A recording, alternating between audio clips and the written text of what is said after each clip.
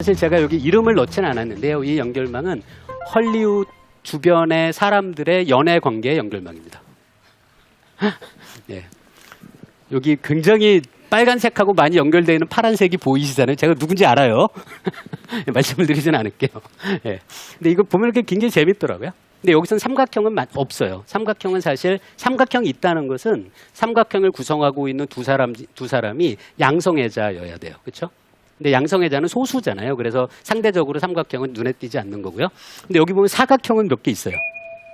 그렇죠? 남녀 관계의 사각형이 어떤 건지 설명드릴게요. 제가 설명드리면 다들 약간 좀 이상하다고 생각하실 거예요.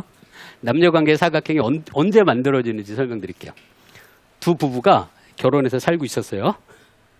이혼을 해요. 그 다음에 재혼을 해요. 어떻게 재혼해야 사각형이 돼요? 이렇게 재혼해야 돼요. 그런 분들 살면서 한 명도 못 봤죠. 네. 사실 안 합니다. 저와 여러분 같은 일반인들은 사각형을 만들질 않아요. 이게 법으로 금지된 게 아니고요. 살다 보면 자연스럽게 사각형이 만들어지는 남녀 관계는 우리가 맺지 않습니다. 그게 일종의 사회적인 금기인 거죠. 법으로 금지한 건 아니에요. 그런데 제가 아까 이게 헐리우드 배우들의 연결망이라고 했잖아요. 헐리우드 배우들은 사각형을 만든다는 거예요. 제가 왜 이런 연결망을 이용한 그 분석이 재밌다고 생각하냐면 헐리우드 배우들의 남녀 관계가 일반인과 다르다는 사실을 알기 위해서 우리가 인터뷰를 할 필요도 없다는 거예요. 이 연결망 구조만 뚫어지게 쳐다보면 우리가 바로 그 사실을 알 수 있다는 거죠. 이런 식의 연구 방법들이 지금 굉장히 활발해요. 그래서 많은 사람들이 이런 연결망을 이용을 해서 연구를 하는 그런 분들이 꽤 많이 있습니다. 소개해드릴 내용은 제가 직접 연구를 해서 논문을 썼던 내용인데요. 이 내용이 어떤 건지 소개해드릴게요. 굉장히 재밌는 데이터를 구할 수가 있었어요. 그래서 그 데이터를 제공하신 분과 공동 연구를 한 건데요. 그 데이터가 뭐냐면 103명으로 구성되어 있는 어떤 조직이 있어요. 이게 회사인지 뭐 공공기관인지 저는 몰라요. 익명의 데이터인데요. 103명으로 구성되어 있는 이 조직에서 설문조사를 2번 해요. 그런데 설문조사에서 물어본 내용이 아주 흥미로워요. 뭘 물어봤냐면 그 조직 안에서 함께 일하고 싶은 5명을 적어달라. 그 두 번째가 아주 미묘한 거죠. 함께 일하기 싫은 5명을 적어달라라고 부탁한 거예요. 그러면 사람들이 5명에서 10명씩의 이름을 제출하고요. 그걸 모아서 이제 연결망을 그림을 그려볼 수 있는데요. 앞에 그 남녀 관계의 연결망하고는 그림 그리는 방법이 조금 바뀌어야 돼요. 여기서는 일단 사람 사이의 관계가 화살표로 표시돼야 돼요. 왜? A는 B와 일하고 싶은데 B는 A와 일하기 싫을 수도 있잖아요. 두 사람 사이의 관계에 방향성이 있어야 돼요. 또 하나는 아까 남녀 관계는 둘이 만나는 이유는 서로 좋아했기 때문이잖아요. 근데 여기서는 싫어하는 관계도 있죠. 그래서 여기서 네트워크를 그릴 때는 두 사람을 연결하는 선에 색칠을 할 수 있어요. 파란색은 좋아하는 관계, 빨간색은 서로 일하기 싫은 관계.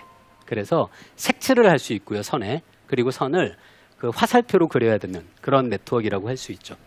이 데이터를 다 모아서 제가 그림을 그려본 거예요. 그럼 이렇게 복잡한 모양이 돼요. 여기 가운데 눈에 띄는 5명이 딱 보이죠. 이분들이 이렇게 붉은색 후광이 있어요.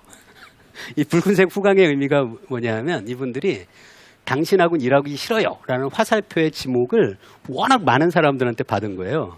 그래서 그 화살표의 꼭지 부분이 모여서 이렇게 붉은색 후광이 된 거죠. 예. 그런데 붉은색 후광이 있는 5명은 눈에 딱 띄잖아요. 그렇죠? 그런데 파란색 후광은 그렇게 눈에 띄지 않아요. 이게 무슨 뜻일까요? 사람들 사이의 관계에서 당신과 일하기 싫어요 라는 관계는 소수에게 굉장히 많은 화살표가 집중되는 반면에 당신과 일하고 싶어요 라는 화살표는 더 넓은 분포를 갖는다는 걸 볼 수 있는 거죠. 네. 시각적으로도 금방 이 5명을 볼 수 있고요. 이걸 막대 그래프의 형태로도 그림을 그려봤어요. 어떻게 그린 거냐면 103명을 순서대로 일렬로 쭉 늘어 세웠어요. 위에 있는 사람일수록 친구가 많은 사람이고요. 아래에 있는 사람일수록 적이 많은 사람이에요. 이 그래프의 오른쪽은 친구의 숫자를 막대로 표시하고요. 파란색 막대로. 왼쪽은 적의 숫자를 빨간색 막대로 표시한 거예요. 여기서 보시면 아까 그 5분 보이시죠? 네. 5분이 아래에 있는 그 분들인데 이 중에 신기록이 80명도 있더라고요. 103명 중에 80명이 당신하고 일하기 싫어요라고 얘기를 한 거죠. 근데 여러분 살다 보면 친구가 많은 사람이 적도 많다. 그런 얘기 들어보시죠. 예. 여기 보면 어때요? 그거 아니에요. 이 그래프의 윗부분을 보세요. 친구가 굉장히 많은 사람들은 그 반대쪽에 빨간색 막대가 하나도 없어요. 그렇죠? 그러니까 친구가 많은 사람은 적이 거의 없고요. 맨 아래쪽을 보시면 어때요? 적이 굉장히 많은 사람들은 파란색 막대가 하나도 없죠. 적이 많은 사람들은 파란색 막대가 없으니까 그 친구가 없는 거죠. 근데 처음에는 제가 이 그래프 보다가 그 생각을 안 했는데 나중에 보니까 재밌는 게 아까 그 5분 기억하시죠? 이 붉은색 후광.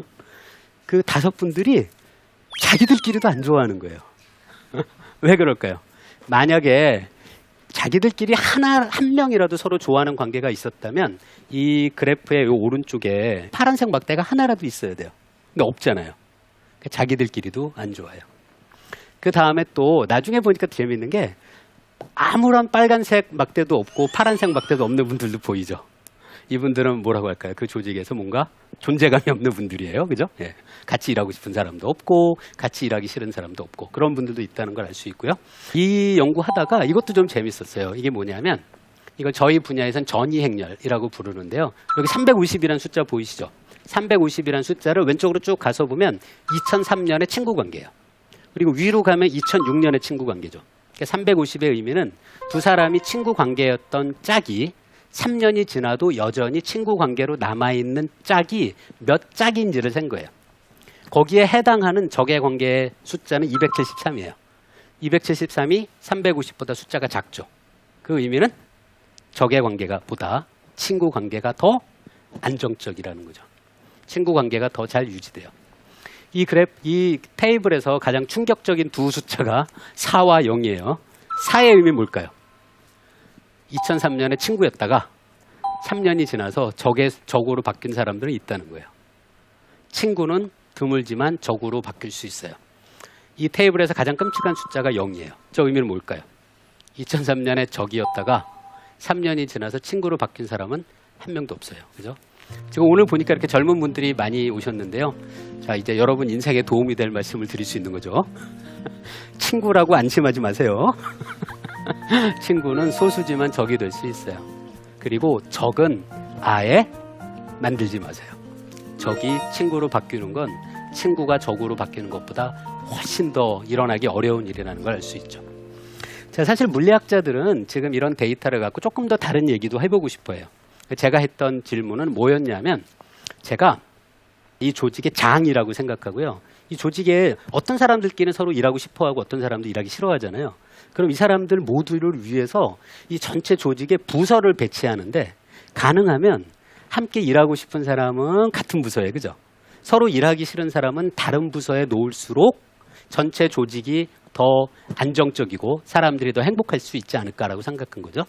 이런 질문은 누구나 할 수 있잖아요. 근데 이 질문에 대한 답을 찾는 과정에서 물리학자들은 이렇게 해요.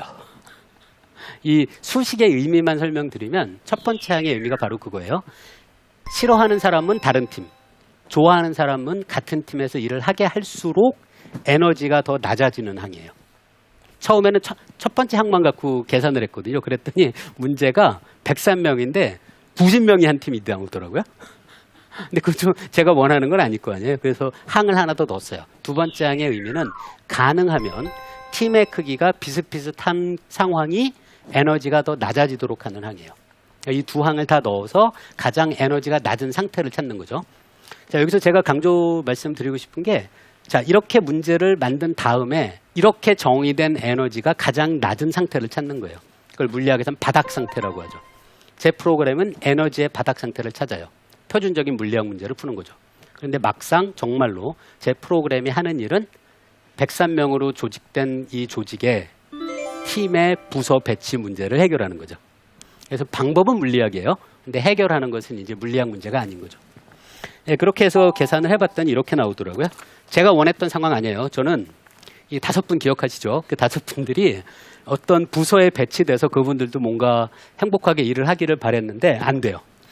이분들이 워낙 특별하세요. 기억하시죠? 이분들은 단 하나의 파란색 화살표도 못 봤잖아요. 이분이 어떤 부서에 배치되게 되면 그 부서 안에 사람들의 만족도가 급격히 떨어지는 거죠. 그래서 별 수 없더라고요. 이분들끼리 한 팀을 만드는 게 이분들이 이렇게 팀에 배속되는 것보다 더 에너지가 낮은 상태로 나온다는 결론을 얻었습니다. 그 다음에는 국회의원들의 공동 발의 패턴을 갖고도 계산해 본 게 있었어요. 국회의원들이 공동 발의를 할 때 법안 하나를 발의하려면 10명 이상이 함께 해야 돼요. 근데 만약에 여러분이 국회의원이라고 해보세요. 근데 막 법안을 발의하는데 9명을 모았어요. 그러면 무슨 수를 쓰더라도 1명을 더 모아야 돼요. 왜?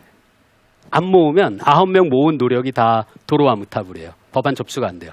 그러면 여러분이 누구한테 부탁할까요? 친한 사람한테 부탁하겠죠. 그래서 국회의원들이 누가 누구와 법안 발의를 많이 하는지를 살펴보면 국회의원들이 누가 누구와 친한지를 알 수 있어요. 국회의원들의 네트워크이고요. 이 국회의원들을 연결하는 선이 두 국회의원이 함께 법안을 발의했으면 두 국회의원 사이에 선이 있는 거죠. 그래서 이걸 갖고 아까 제가 그 조직 배치 문제에서 해결한 것처럼 이 전체를 이렇게 그룹으로 나눠보는 그런 계산을 해보면 얻게 되는 결과가 이거예요. 색깔은 국회의원이 소속된 정당의 상징색이에요. 딱 보면 아시겠죠?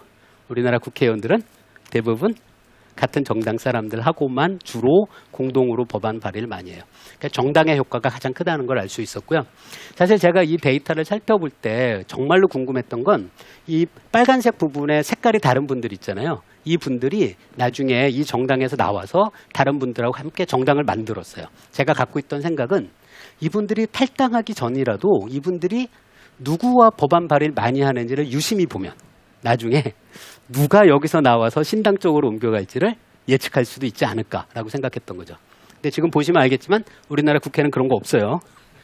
우리나라 국회는 그냥 무조건 자기 현재 소속 정당이 그 국회의원의 법안 발의의 패턴을 거의 결정하는 그런 방식으로 진행되고 있습니다. 네, 그래서 이번 강연에서는 연결 그리고 연결망이라는 주제를 가지고 실제 현실의 데이터를 물리학자가 어떤 시각으로 분석하고 이해하는지 그런 말씀을 드렸습니다. 예, 감사합니다.